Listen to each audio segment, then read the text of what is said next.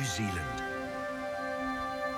the largest landmass above sea level of a vast continent that broke away from Gondwana land.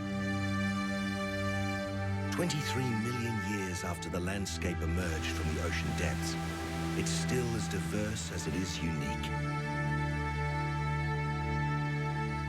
Remote corners of this world have seldom been seen.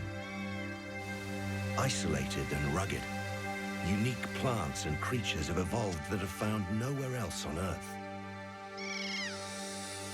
Since the arrival of human life, this wilderness and many species have been under threat, some lost forever.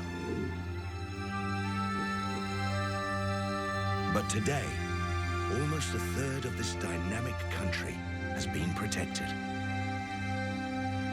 14 national parks have been established to preserve this diverse landscape and the multitude of life that live here. Gus Roxburgh is an environmental specialist and adventure guide who's heading out to explore the country's wilderness and discover the often unseen backcountry world of these national parks. 125 years after the first national park was created, he wants to capture a sense of what these ever-evolving conservation parks have become through the people who work, play, and preserve the wilderness that is our national parks. And I think you'll find it's quite possibly the best backyard in the world.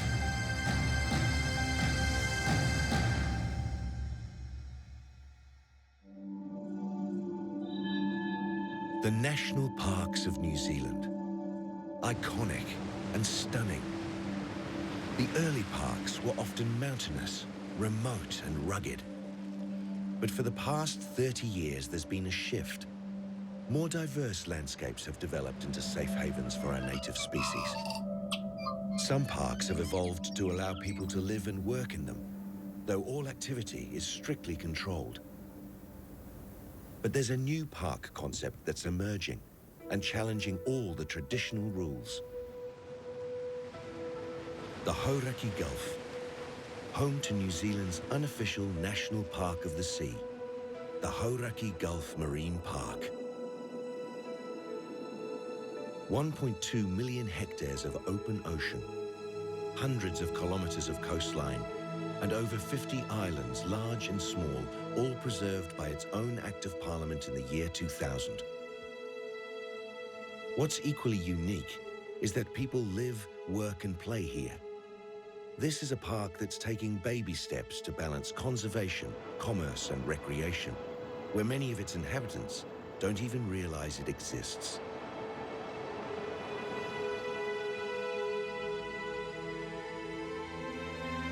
With a population of 1.5 million, Auckland City lives on the doorstep of this national park.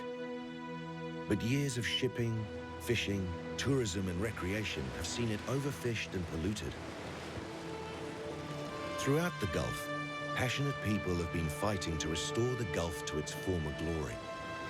Filled with a range of protection types from zero fishing reserves to managed zones for recreational fishing, this is an attempt to create a sustainable park that can serve its community and retain its unique qualities. Pockets are starting to teem with underwater life. Some of the islands are beginning to flourish with native species. But the future of this model of park is still very much unknown. Only the window of time will reveal if it's to be a success or not.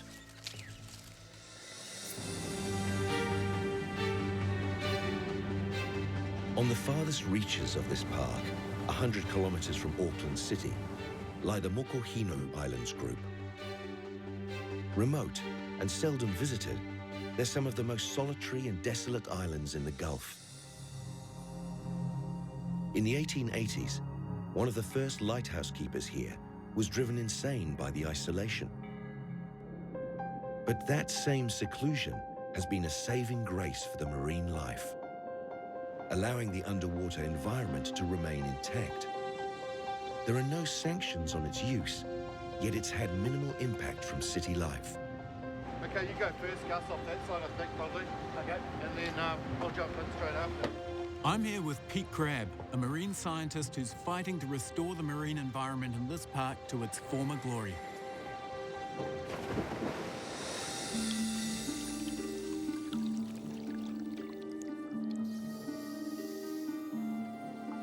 It's amazing though, I mean, it's kind of a different world down there. Like, it's pretty drab and grey up top when you're on the surface, but as soon as you get down there, it's just it's a rainbow. Yeah, well, see, I'm really used to it, and for you, it's nice to hear you being surprised and impressed by that. It's great, yeah. You've got a bunch of invertebrate communities. You've got ascidians, you've got soft corals, kelp, sponges. Was that what you're giving the old underarm scrub there? Was that the sponge? Yeah, so you knew that it was a sponge because it's kind of black and it sits on the rock like that and you don't really know it's a sponge. Like the national parks up and down the country, where you can't remove any vegetation or wildlife, this is a conservation park that's also seeking to preserve and rebuild the native habitat. What I'm struggling with, however, is the idea that you can also fish for native species. It's not like a traditional park like you've been used to, like on land, that, you know, where you do your skiing and your climbing and stuff. It's an area of ocean that's been set aside and the values of it have been realised as being important. But what is really similar to the parks on land are the marine reserves that form part of the Hauraki Gulf Marine Park. Great places for recreation, but you can't take anything. So it's more like what we're used to on land. So it seems there are areas where fishing is allowed and reserves where nothing can be removed. And while that makes sense, what doesn't is that I've known Pete since we were kids. And back then he was a keen hunter-gatherer and right into fishing. So I'm surprised by this move towards the cause of conservation. It sort of dawned on me after being lucky enough to go and dive in some of the world's greatest marine protected areas and see that the big individuals and great numbers of fish you can only find in those marine protected areas now because we have really put a lot of stress on the marine environment through fishing. New Zealand's still a diver's paradise, so yeah, as long as that continues and if we can get more marine reserves, it's great. Seriously, man, one of the biggest buzzes I get is taking kids into that marine reserve at Goat Island and seeing the look on their face when they see those big snapper. Everywhere else, they're like mythical beasts. You know, you don't see them anymore. Why do you think there is that there's a bit of a double standard between looking after the ocean and looking after land?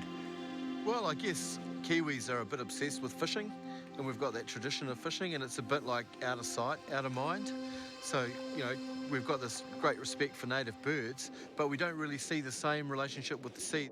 One thing I'd really like to see is a stop of fishing competitions where people are just going out and catching things for the sake of it or for prizes indeed. Right. Because they're a native fish, you know. If you were to set up a competition to go out and shoot tuis or kiwi, people would think you're nuts. But, you know, people don't make the distinction that snapper and blue cod and even turkey and gurnard are our native fish. They should have the same status, surely. So it would seem a marine reserve rather than a marine park is the aquatic equivalent of our terrestrial national parks. But it's also clear we've got a bit of a double standard going when it comes to marine conservation. Across the country, over 30% of New Zealand's wilderness is safeguarded in some form of conservation park, but only 1% of the coastline has the same level of protection. The establishment of the Hauraki Gulf Marine Park is a bold attempt to send home the message that our oceans need as much protection as our forests and mountains. Looking at here, it's easy to look at the ocean as being endless and full of fish. But once you get underwater, you get a perspective on just how fragile it really is. The problem is, though, that most of us never get that perspective. While fishing is permitted in most of the park, there are smaller areas of marine reserve in which taking anything from the sea or beach has been outlawed altogether. Cape Rodney to Okakari Point is a marine reserve in the park, known by locals as Goat Island. It's been a no-fishing zone for the past 27 years.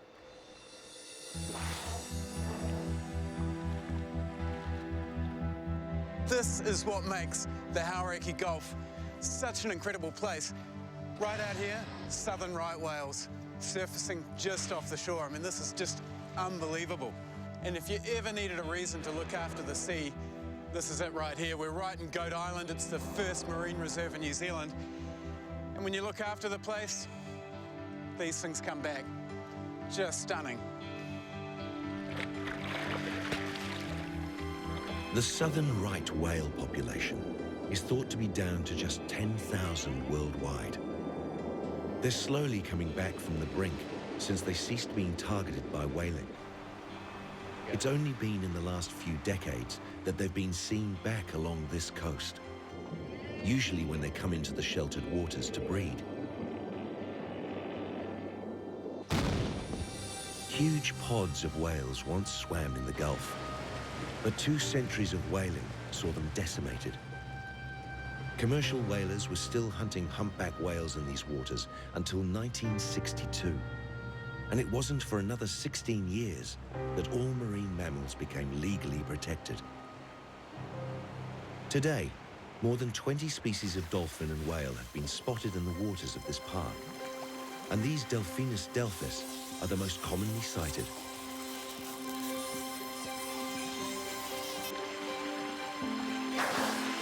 The largest member of the dolphin family, orca, are often spotted in the shallows, hunting stingray and eagle rays.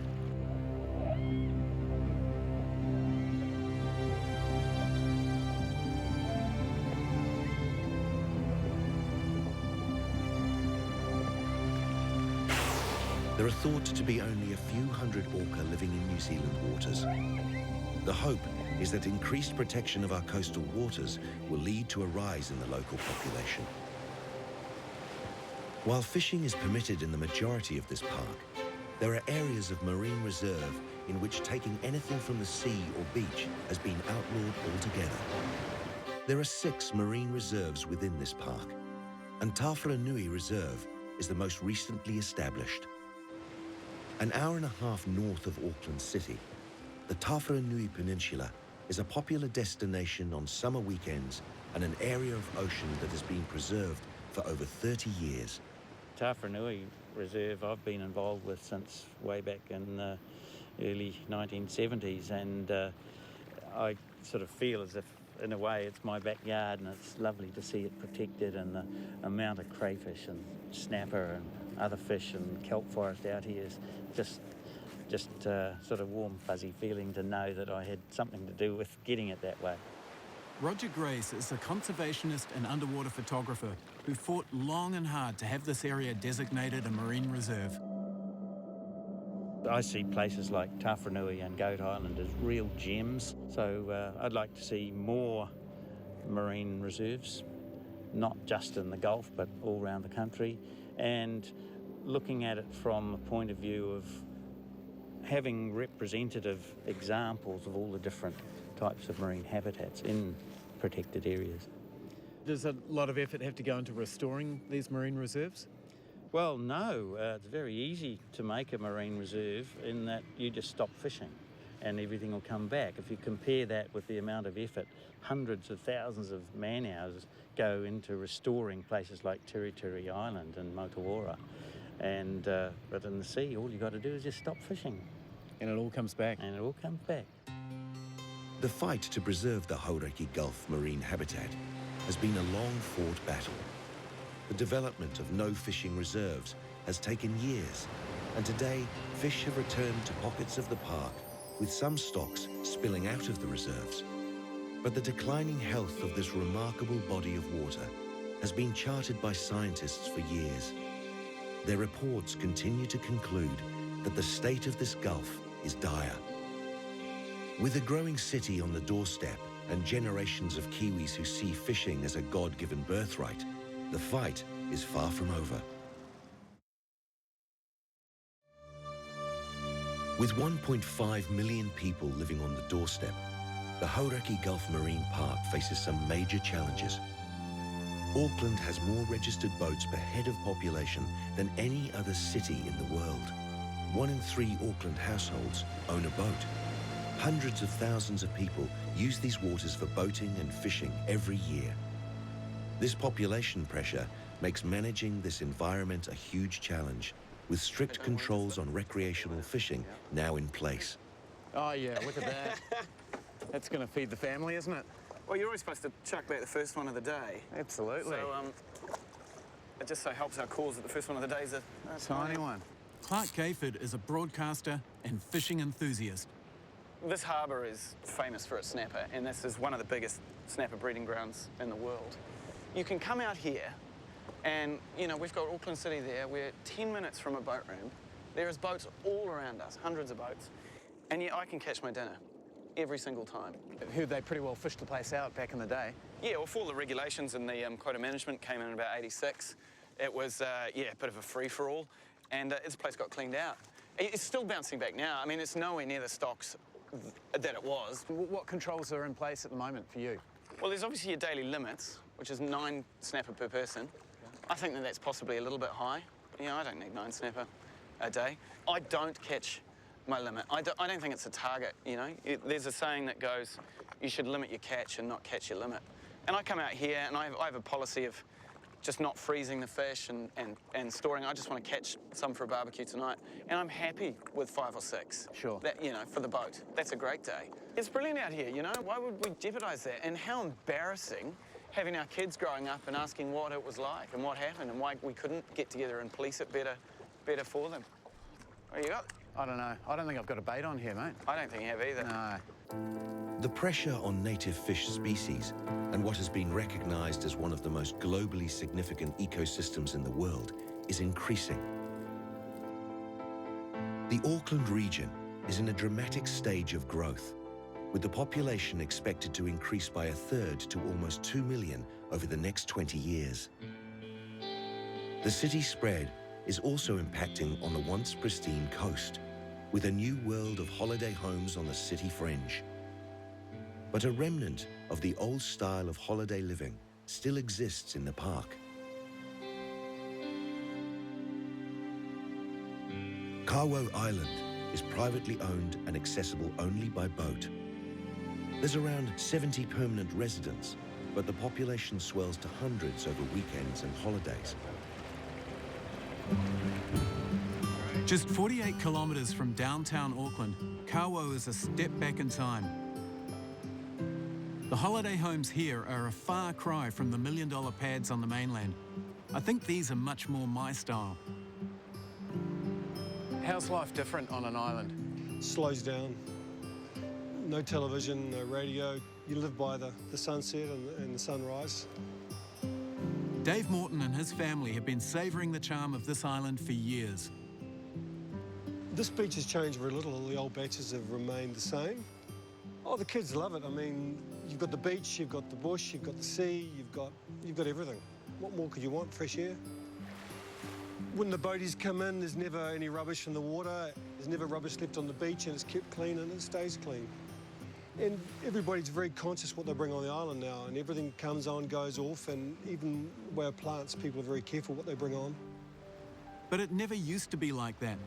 Until 1992, it was considered hopeless to reverse the ecological damage caused by introduced animal and plant species, including possums and wallabies. 20 years on, after island inhabitants banded together to eradicate these pests, signs of the old island life are returning. The Hauraki Gulf Marine Park is home to a number of island sanctuaries for endangered species. Just south of Kawo Island is Motuora, a managed recreation reserve. There are no conservation controls on the island, but it has remained free of predators despite the island's long history of occupation and farming. It's a long distance from the mainland for rats and stoats to swim, which has made it a safe haven for native wildlife. North Island brown kiwi have undergone a dramatic decline since the arrival of introduced predators, so I've come to see what's being done to protect our national icon. Good boy.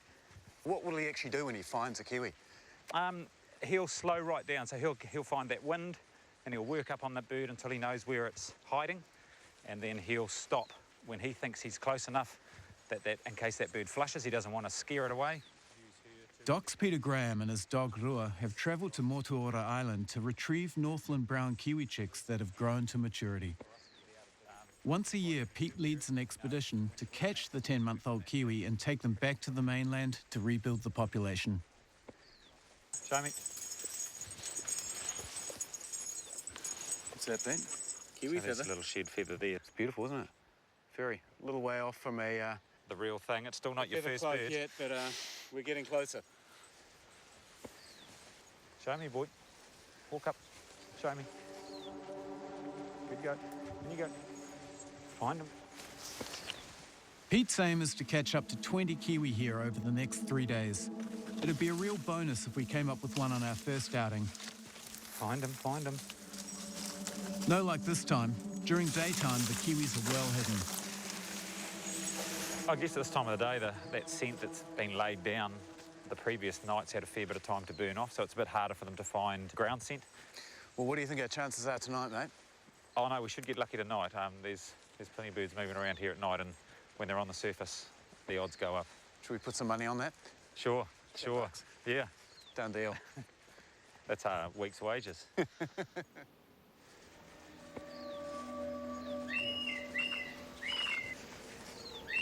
Got to be pretty quiet here because the kiwi are out here Find 'em, moving find 'em. around. We just heard them before. The male's got a really high-pitched, kind of bizarre sound, but they're out here. Find them. Come, boy. Come up here, boy. Find them. That's one there. Can you hear him, Luke? Yeah. Do you want to get him behind that? Nice. Paul, it's in here somewhere. He's right here. Coming towards you, straight off me. Still, yep, still, it's right close to me. Find him. Right here. Yep, here.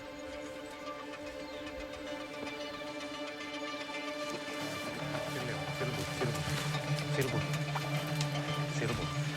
Fine. You got one, Pete? Looks like a girl to me. So it looks like a big girl. Hey, she's beautiful, huh?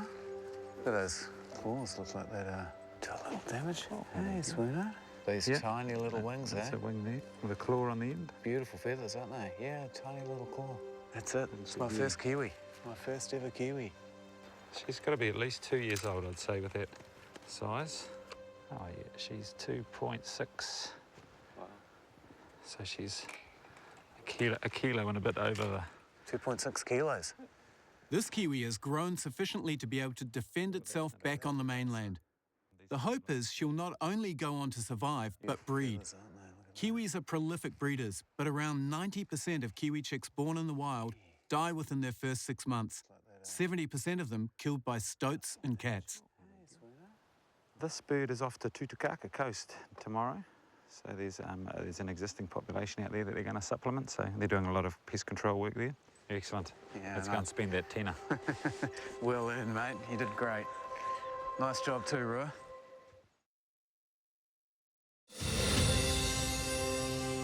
The Hauraki Gulf Marine Park's offshore islands are pivotal in the fight to preserve native species. But there's also coastal fringes like the Tawharanui Peninsula that have become a virtual fortress in the fight to eradicate predators. This sanctuary is cut off from the mainland by a 2.5-kilometre predator-proof fence. Built by volunteer labour and donations, this open sanctuary exists alongside a working farm and 160,000 recreational visitors every year. It's one of the most staggering success stories in the Gulf, and it's at the front line of the fight to save more of our endangered birds. Saddlebacks have been extinct on the mainland for 100 years, but now they're being brought back from the brink. Today, a select group have been invited to bear witness to an historic event. They're flying in style. A helicopter has collected them from an island far out in the Gulf and is delivering them to the mainland with their anxious minder. Kevin Parker is a Massey University researcher, and he has 30 birds in his care. This is precious cargo. I honestly don't think you could put a price on this if you tried. It's 5 endangered saddlebacks, and they're coming back here today for the first time. So this is a pretty big deal. Some visionary thinking by conservationists 50 years ago would see the North Island saddleback become one of the first birds in the world to be saved from extinction by human intervention. Makes you feel quite nervous carrying around a box of endangered birds. A lot of care and love has gone into bringing these things back. And this is going to be the new home. For Kevin, this is the moment of truth. Despite his care and attention, there's a very real chance that some of the birds may have become stressed during the hour-long helicopter flight, and at worst, some may have died. Oh, beautiful.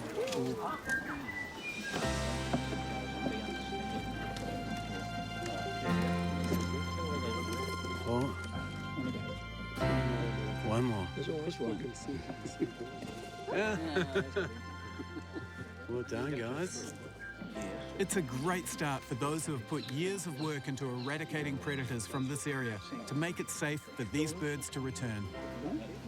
It's a huge relief. I mean, from the time that we first capture the birds, right through holding them in the aviaries, loading them up in the boxes, and then actually physically moving them, I mean, you worry about them the whole time. And I mean, if you think about it, what they've just been through is this sort of avian equivalent of alien abduction, and they manage it quite well, so. Without the anal probe, I'm guessing. Actually, no, they got an anal probe as well, so blood sample, swab up the butt. Yeah. People often comment that the New Zealand forest is really quiet. The Tawharanui forest is not quiet. You know, there's lots of bellbirds here, there's lots of tui, and now there's saddleback back in there as well. It's almost like an act of redemption or something, you know. I mean, humans have had a massive impact in the New Zealand landscape, and to be able to sort of rebuild ecosystems at places like Tawharanui and our offshore islands and lots of our mainland sites as well, I mean, that's, yeah, for me, it's a really big deal, you know. We're kind of bringing back what we once destroyed. I've always been into the outdoors, but to be totally honest, I've never been that into birds. And when I was a kid, I guess I used to feel like places like Africa got all the good animals, and we kind of got stuck with a bunch of birds, and half of them couldn't even fly anymore. And I think I felt like people who were really into birds were pretty nerdy.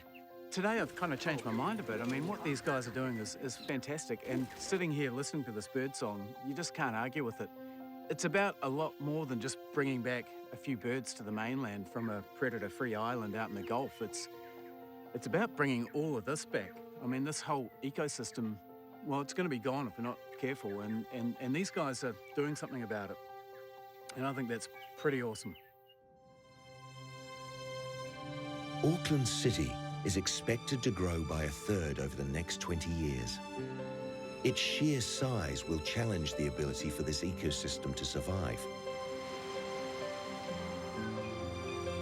But as small outposts begin to show signs of rejuvenation, more of these islands could begin to flourish with native species alongside a growing population. Until those signs of life increase, there's still a need to lock away some of the islands in this park. Te Hauturu-o-Tui, or Little Barrier Island, is 80 kilometres north of Auckland. It's an island fortress for many of our threatened species. It's like a time capsule of the way New Zealand used to be, before us lot arrived, that is. These days, it's home to more endangered birds and reptiles than any other island in New Zealand. And Doc, well, they're pretty serious about keeping it that way. So before I head out there, I've got a few hoops to jump through.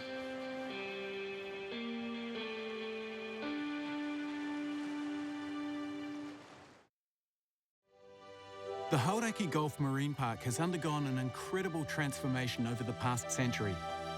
Crayfish and snapper levels have fallen dramatically. Native bird species like saddlebacks and kiwi are struggling, while shellfish stocks are being decimated. If innovative steps towards sustainability are taken, a large number of these species and habitats could be brought back. If not, as Auckland City expands, many of the Gulf's natural assets could be lost forever. While the city searches for a solution, 80 kilometres north, Little Barrier Island continues its work as a safe haven for many of our threatened species. Hey, Vic. Morning, mate. No one can venture out to Little Barrier without a dock permit and stringent biosecurity checks. Every inch of my kit is inspected for pest animals, seeds and insects. Only 20 people are allowed ashore on any given day, and they're usually researchers or dock personnel. All my gear will remain in sealed containers until I get to the island.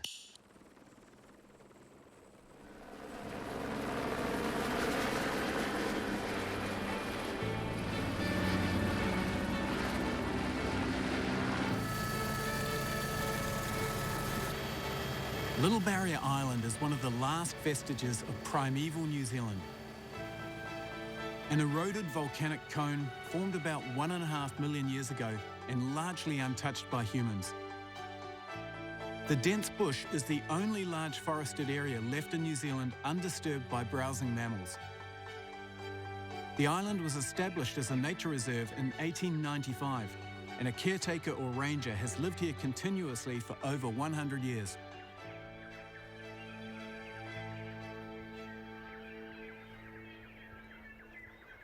You can see those little rips down the side there, the marks down the side here. They're actually the effect deposits. Dock rangers Richard, Lee and their 2 children, Mahina and Liam, are all involved in tuatara preservation work. The breeding program they run on Little Barrier Island is crucial to the survival of this species, the only survivor of an ancient group of reptiles that roamed the earth at the same time as the dinosaurs. Right. There's one. Oh, there it is. Wow. They're like little dinosaurs, aren't they? Should we give them a mealworm? What do? Just drop one in, Mahina? Yeah, they eat anything that wriggles. How many will they have? Will they keep eating them if you drop them in? Yeah, but there's only enough for one here. So they're on a diet, huh? 1 mealworm a day. Each 2 days. And it goes back down to a week in winter. Really? Why is that? Just because they're not moving so much. If you give them too much food, it'll ferment in their tummy and they can actually die. These tuatara will eventually be released back into the wild here on Hauturu, the latest of several hundred tuatara raised as part of the captive breeding program. With over 40 bird species, 2 bat types and 14 varieties of reptile, the island has the most diverse range of native wildlife of any island in the country. This is one of the most important reserves of its kind in the world.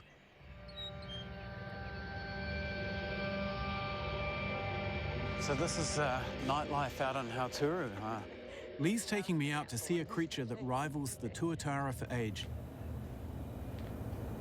At night, it's eerily quiet out here, and the creature I've come to see could have come straight out of a horror film.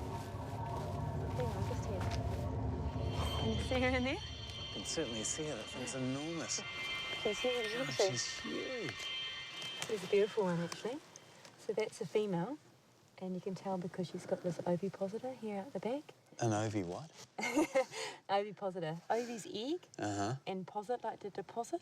Oh, that makes sense. Looks like a giant scorpion tail to me, though. Well, she's actually easy prey for something like a rat or a stoat. But they've got that hard external skeleton on their back, but underneath their belly is quite soft, so it'd be a good meal for something like that.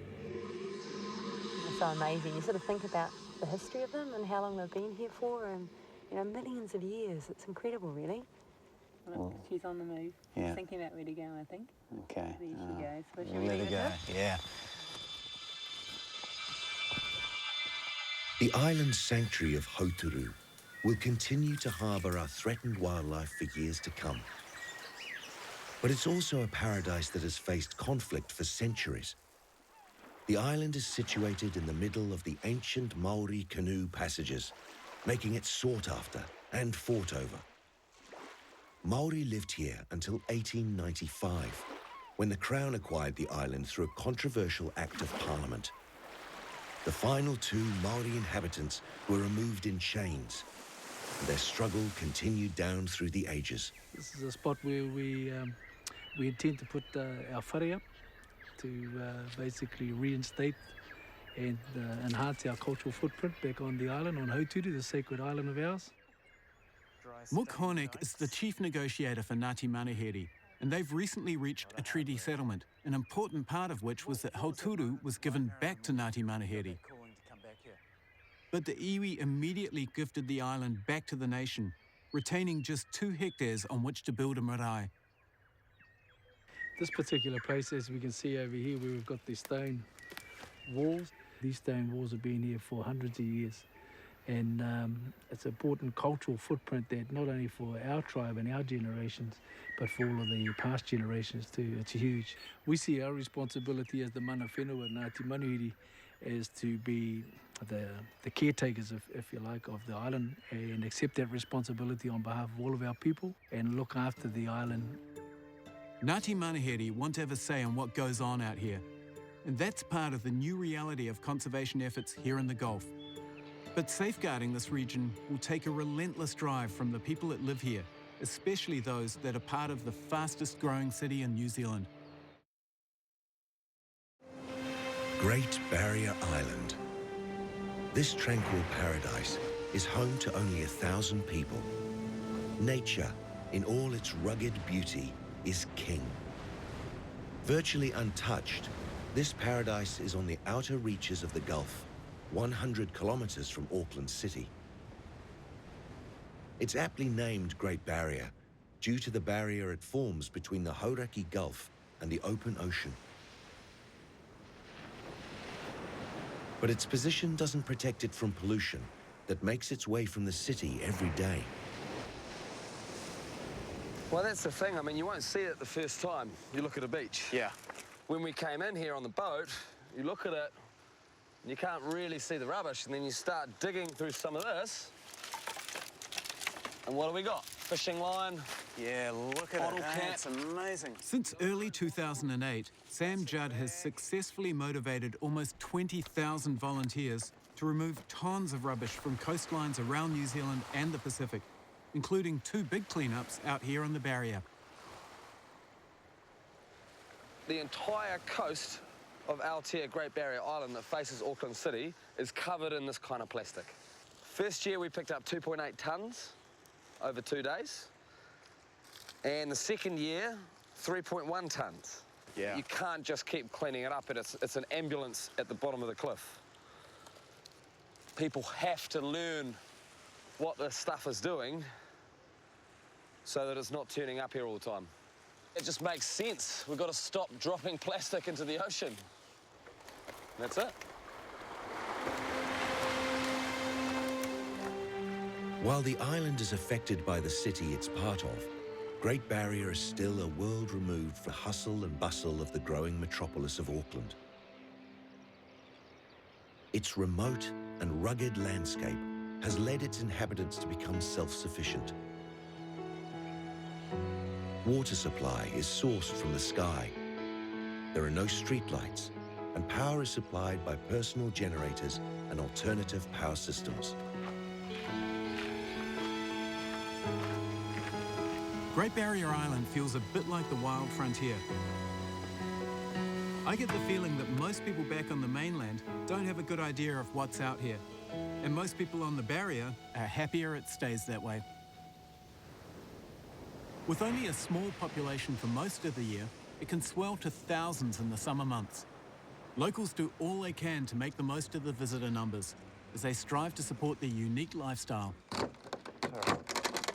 That's a hangover cure and an aphrodisiac in one. I don't know, mate. If I had a hangover, this is about the last thing I'd be putting in my mouth. But yeah. Actually, it is pretty good, isn't it? Yeah. I'm a convert. Yeah, I'm sold. Kim Watts moved here from Perth with his family 5 years ago and runs a charter boat operation to fund his new lifestyle. Would you call yourself a greenie, Kim? I would probably now, yeah. We'd run our generator probably once every 2 or 3 weeks, normally, so... So you got the solar power? Solar power. Oh, I reckon you guys out here are kind of the original greenies, really, aren't you? Yeah. Living off the land, isn't it? Sustainably is the... And the ocean. Yeah, and to look after it, you know, for the next generation is really, that's our goalpost. Yeah. You know, and to share it with tourists coming over, someone who wants a really good feed, to come over and catch it themselves, cook it themselves, and go away with a little bit of knowledge and think, wow, we could live a little bit differently, you know, than the way we are in Auckland. It really does feel like a magical place to grow up, and that's why I'm almost not surprised to see a mythical sea creature at play here. Misha the Mermaid is part of Sam Judd's Sustainable Coastlines crew. Education is a major focus for them, and they find that nothing gets kids interested in the sea like befriending a mermaid.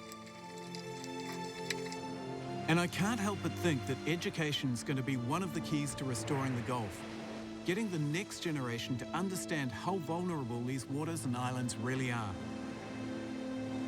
But it's early days, and the marine park definitely seems like a good start in trying to redress our bias towards looking after the land better than we do the sea. As I've travelled through our national parks over the past few weeks, I've been astounded at what we have in such a small island paradise. Beautiful, huh? It is beautiful, eh? This is what makes the Hauraki Gulf such an incredible place. Right out here, southern right Wales. And I've been amazed at how little I really knew about the world we have right here on our doorstep. That's ISIS, 300 years old. That is beautiful, isn't it? This just shows you how quickly the weather can change around here. The sheer scale of some of the landscapes. Pretty biblical, isn't it? Absolutely magic. Oh, check it out. Those things are huge. Awesome, and that's not even the biggest. The hidden gems I never knew existed, and the abundance of wildlife, some that are found nowhere else on Earth. That's it. It's my first ever kiwi. But what is an absolute eye-opener is the number of passionate people fighting to protect and restore our wildlife. Beautiful. Yeah, very handsome birds, aren't they? And the natural environments of many of these parks.